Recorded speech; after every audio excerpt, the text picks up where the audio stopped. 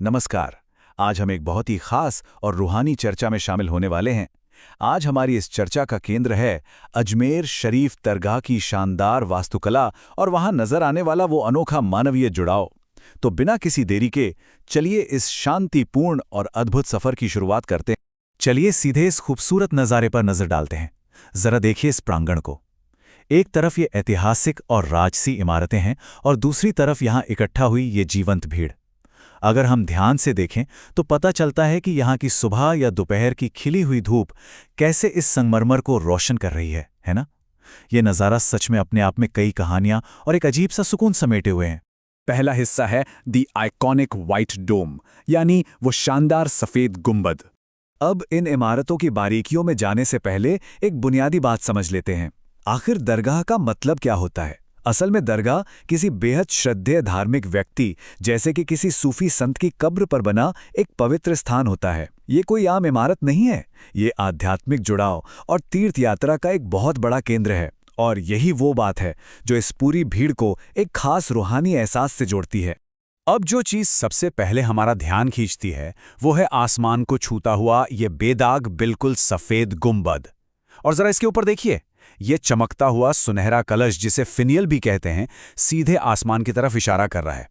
आपको पता है, इस तरह के सूफी गुंबदों की वास्तुकला में अक्सर इंडो इस्लामिक स्टाइल का एक बेहतरीन मिक्स देखने को मिलता है। नीले आसमान के सामने ये सफ़ेद और सुनहरे रंग का जो कॉन्ट्रास्ट है ना, ये सच में आंखों को बहुत सुकून देता है। अगर हम यहाँ के डिज़ाइन की बात करें तो ये सच में किसी मास्टर क्लास से कम नहीं है।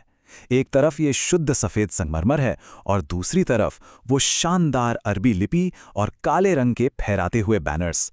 क्या कमाल का कॉन्ट्रास्ट है! इन संगमरमर के मेहराबों पर की गई बारीक नक्काशी और ये बैनर्स मिलकर एक ऐसा माहौल बनाते हैं जिसे शायद शब्दों में बयां करना मुश्किल है। चलिए आगे बढ़ते हैं अपने दूसरे हिस्से की तरफ, अ गैदरिंग ऑफ डिवोटीज, यानी अकीदतमंदों का जमावड़ा। अब जरा इस माहौल पर गौर करते हैं। ये जगह सिर्फ रूहानी सुकून ही नहीं बल्कि शारीरिक आराम भी देती है। बाईं तरफ देखिए, एक बहुत बड़ा हरा भरा पेड़ अपनी घनी छांव दे रहा है और वहीं दाईं तरफ तेज धूप से बचाने के लिए एक बड़ा सा कैनवास का तंबू तान कर रखा गया है। कुदरत और इंसान के बनाए गए इंतजाम दोनों मिलकर इस खुली जगह में लोगों को कितनी राहत दे रहे हैं, है ना? इसी तंबू और पेड़ की छांव के नीचे अगर हम देखें तो एक गजब की एनर्जी और भाईचारा नजर आता है। अलग अलग जगहों से आए लोग एक ही पवित्र छांव को साझा कर रहे हैं। ये सच में विविधता में एकता की एक बहुत ही जीवंत तस्वीर है। और ये पूरा प्रांगण ना इन चटक रंगों से एकदम खिल उठता है। यहाँ के पारंपरिक कपड़ों को ही देख लीजिए। महिलाओं के स्कार्फ के चमकीले गुलाबी और गहरे लाल रंग, कहीं पीले और नीले रंग की झलक, और साथ ही सफ़ेद कुर्ते और टोपी पहने हुए पुरुष। ये सारे रंग उस ऐतिहासिक सफ़ेद संगमरमर के सामने कितना शानदार और डायनामिक कॉन्ट्रास्ट बनाते हैं। गेट के पास कुछ लोग खड़े हैं, कुछ चल रहे हैं, और ये पूरी हलचल इस जगह को एक अद्भुत ऊर्जा से भर देती है। अब इतनी बड़ी और हलचल भरी भीड़ को देखकर स्वाभाविक रूप से एक बड़ा ही दिलचस्प सवाल मन में आता है।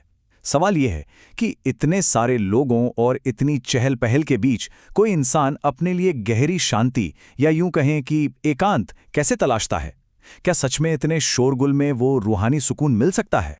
और यही हमें ले जाता है हमारे तीसरे हिस्से पर, मोमेंट्स ऑफ डीप रिफ्लेक्शन, यानी वो पल जब इंसान खुद से और खुदा से जुड़ता है। और ये वाला जो नज़ारा है, ये इस पूरी बात का एकदम सटीक जवाब है। जरा ध्यान दीजिए, पीछे की तरफ लोग लगातार उस शानदार प्रवेश द्वार की ओर बढ़ रहे हैं, लेकिन एकदम आगे की तरफ देखिए, एक बड़ा सा समूह बिल्कुल शांत बैठा है। ये लोग संगमरमर के फर्श और जमीन पर बिछे उन बुने हुए कालीनों पर कितने सुकून से बैठे हैं। गति और स्थिरता का ऐसा गजब का बैलेंस शायद ही कहीं और देखने को मिले। जमीन पर बैठे इन लोगों की अलग अलग मुद्राओं को देखकर एक बात तो साफ हो जाती है कि हर इंसान इस ऐतिहासिक जगह से अपने अपने बहुत ही व्यक्तिगत तरीके से जुड़ता है। कोई ध्यान में मग्न है तो कोई चुपचाप प्रार्थना कर रहा है। ये सारी मुद्राएं बिना कुछ कहे ही आस्था की एक बहुत ही गहरी और शांत कहानी सुनाती हैं। तो यहाँ समझने वाली बात यह है कि चाहे कोई आंखें बंद किए बिल्कुल शांत विचारों में खोया हो, या फिर कोई अपने स्मार्टफोन से इस खूबसूरत पल को रिकॉर्ड करके उसे सहेजने का आधुनिक तरीका अपना रहा हो, हर एक इंसान अपने ही अनोखे अंदाज में इस पवित्र माहौल का हिस्सा बन रहा है। इतनी भीड़ है, लोग एक दूसरे के इतने करीब हैं, फिर भी हर तरफ एक अजीब सी शांति और आदर का भाव साफ महसूस होता है। अंत में इस पूरी जीवन तस्वीर को देखने के बाद बस एक ही विचार मन में रह जाता है, वो ये कि आज की इस भागदौड़ भरी मॉडर्न दुनिया में भी वास्तुकला की ये खूबसूरत और ऐतिहासिक जगहें कैसे एक ही समय में सांप्रदायिक एकता और गहरी व्यक्तिगत शांति दोनों को इतनी आसानी से बनाए रखती हैं। ये सच में हमें सोचने पर मजबूर करता है कि आज के दौर में ऐसे सुकून और साझा चिंतन की जगहें हमारे समाज के लिए कितनी ज़रूरी हैं।